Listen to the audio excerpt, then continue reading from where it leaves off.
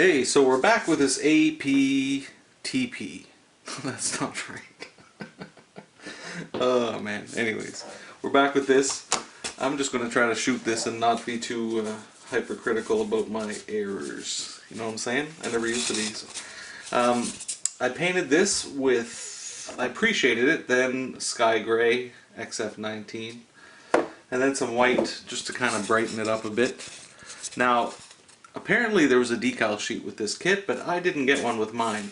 So there's some like black and yellow hazard markings on his feet, ankle area, and some other spots that have colors. So I'm just going to mask that off and paint it. And in the first part of this little video, I think I'll just mask it off and paint it. Did I say that already? Alright, so we're just going to take these apart. I had pinned... See, I'm not remembering how much I had in the previous video. But I pinned the joints together, and then now these are CA'd. They're super glued in place. I also put a pin in his feet. Like was mentioned in the comments, this thing is rather heavy. That's a solid chunk of resin. But the pins in the feet are going to hold it down so it can stand up. You saw there that it actually works. I pretty much annihilated my pre-shade. Kinda. I went a little heavy-handed. Okay, so we're going to start off. What I want to mask is that little rectangle spot there. Sorry about the gloves, or actually I got such a nasty blister there. You should be glad I have the gloves. It's kind of gross. Kind of zombie blister. Alright, I'm going to mask this off and I'll be right back. Yeah, so the first layer, the tight layer, the important layer, I do that with Tamiya tape. And anybody who is getting into this hobby, you want to burnish your tape. So I just use a toothpick. Burnish means rub the edge so that it kind of sticks tight. So you can just rub the edge so it sticks tight. I apologize for the thumb if it catches the camera. And then use the cheap tape, do the big job. This stuff's cheap and sticky, so I kind of do that just to take some of the tack off so it doesn't tear your paint up. But there's always overspray. Never underestimate the overspray. So I just want to make sure that this thing's completely protected. And this is exciting, eh? Watching me try to mask as efficiently as I can. It's late Sunday night. Sunday night bench time. Alright, so I'm going to do the yellow first, and then I will do the black second. Yeah. Why I'm doing it that way? Well, I don't know. Makes sense to me. So, for the yellow layer, I'm going to use some Model Air Medium Yellow. Medium Yellow. That's had a good shake. Bloop, bloop, bloop. And I want to test this on something first. So I go to the garbage.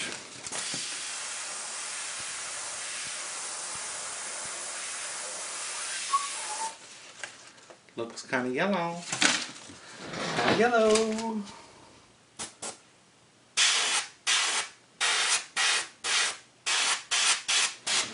Hey, you want to see? It's tricky trying to videotape this stuff, honestly. Can you see?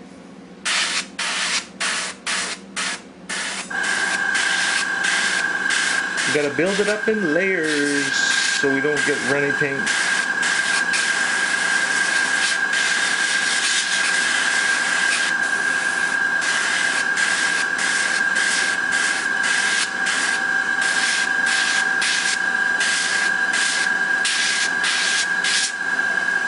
So we'll leave that, go to the next.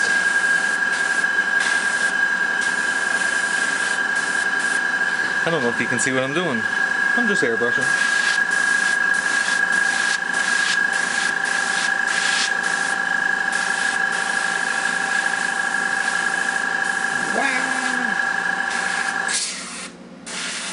Every once in a while I'll just spray on the tape to make sure I'm still getting a good flow of the paint.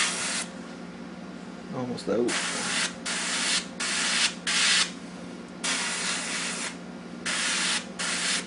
Now masking off the next part is going to be the trick, because you kind of want them both to be the same. Those warning hazard 45-degree slashes.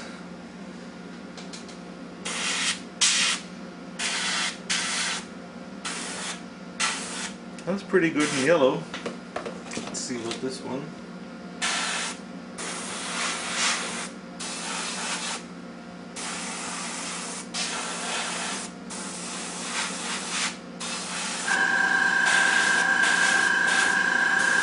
Yeah, overkill a bit. And then clean out the brush. I just use water to clean this out. Back, flush it a bit. You can't really see, but I always work with a big garbage can with a bag right there between my legs. And I basically clean my airbrush into it because I'm using acrylic paint, so I'm not too stressed about. Well, I smoke a pack a day, so I'm not too stressed about what goes in my lungs apparently. Yeah, there, the brush is ready to go. Now I'm going to hit this with the hair dryer just so it can dry, and then try to figure out a little bit, not a bit of math, but a little bit of math, just to see how I'm going to do those crisscross. Knowing me, I'll probably just freehand it. I'll be back. Okay, you can see here I just put some tape down. I cut it into like 2mm strips, and then I just laid it out on my pieces. Now they're not identical. They're not identical. But you know what? It's Sunday night. This is the first bench time I've had all weekend, and it's a hobby. And I'm not going to stress over perfection. I preach it all the time. The goal is completion, not perfection. And yeah. How many times have I repainted something though? Wonky. That one's a little wonky. I'm just doing these by eyeball. They'll be alright. Once I got this thing covered in mud and dust and dirt and grime and crap, it'll be barely noticeable. Barely. So yeah, we're going to stick some Model Air Black 71057 straight into bloop, bloop, bloop. Straight into the pot. Get my handy garbage test object paint thing. Lots of crap in there. Wow, wow, wow. The black works. It's kind of handy. It's nice, by the way, especially for spraying white. Sure, you can test your colors on white paper or whatever. Keep some cardboard around for when you're trying out light colors, you know, or whatever. It's just handy. So we're going to do very light layers. That's not perfect.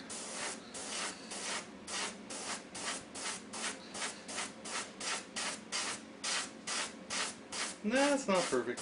Jeez. Oh well.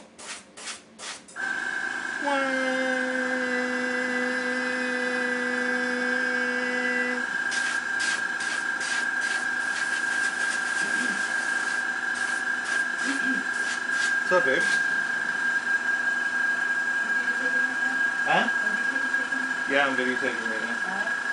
Not live, though. Why? Emily just called? Yeah. Okay. You want me to go get her? Yeah, I suppose I can. As soon as I've done this. That's black. See now, Denise, my wife, she shows up and she's like, "Are you taping?" Might as well put it on YouTube. YouTube!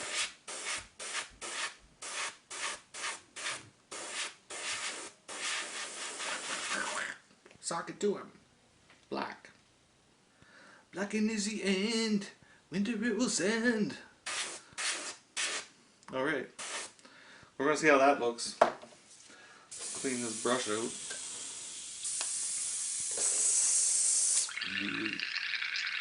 So yeah, what's going on?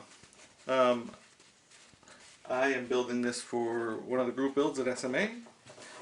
And little by little, there's more and more starting. This is for a Shelf Queen group build. Something tells me you got a shelf queen or 7. So hop on over there. The motivation of the group helps finish. That is the key. The group environment helps you finish them. And boys, it's satisfying to finish a shelf queen. Speaking of shelf queens, that T32, the other night I messed around with some mud splatter and stuff. Mud splatter. Now I really kind of went overboard, but whatever, it's a learning process. I got lots on the top of it too. Oh well, it's been spinning up mud. But yeah, that's muddy. Muddy, muddy, muddy. Not bad. You know, whatever. It's pretty muddy. I don't know if I want to put that on a base or not. I'm kind of at the point with that now where it's like, alright, next, like, whatever.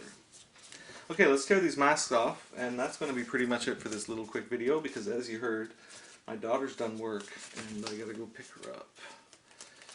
And, but we might as well do the reveal, right? Maybe I'll have some more time later. We'll see.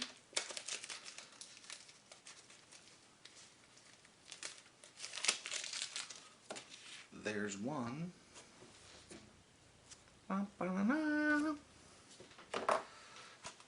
Now, I could have done some layers of hairspray and chipped it and all that, but there's another one. And when you look at them together, not bad. Kind of wonky. Whatever. So yeah, that's what that is, man. That's what it is. We're having fun in the cave, and that's all it's about. So yeah, I'm going to mask off a couple other parts and do some red. There's some little, like they're decals, right? But I don't have them. So there's apparently something there, something there. The windscreen is supposed to be black. So I'll probably mask that off too, but I'm not going to shoot all that because it's more of the same, right? Rinse and repeat. So when we come back in the next video, I will have finished that, and I'll also satin coat it. Then we'll start on some washes and weathering, and that'll be fun. So thanks for watching. God bless. I hope I didn't bore you out of your mind with like 6 or 8 minutes of masking. I guess the only trick is there, make sure that you lay it down nice and tight. Use good quality tape for the parts that matter. Make sure you mask off everything else, because the overspray will get you, and the cheaper tape's good for that. And yeah, burnish your edges and do light coats. You don't want to flood it with paint because it's just going to run right under your masking tape. Light coats. You saw me do it. So I'm no masking champion, but it worked, and there's no bleed, so that's how I done it. God bless. Have a good night. There, I just broke my own, didn't even take my own advice. You see that? I was trying to mask off the canopy, and I used this tape, and I friggin' tore it right back to the resin. Right back! So, what do you do when you live in a shoe?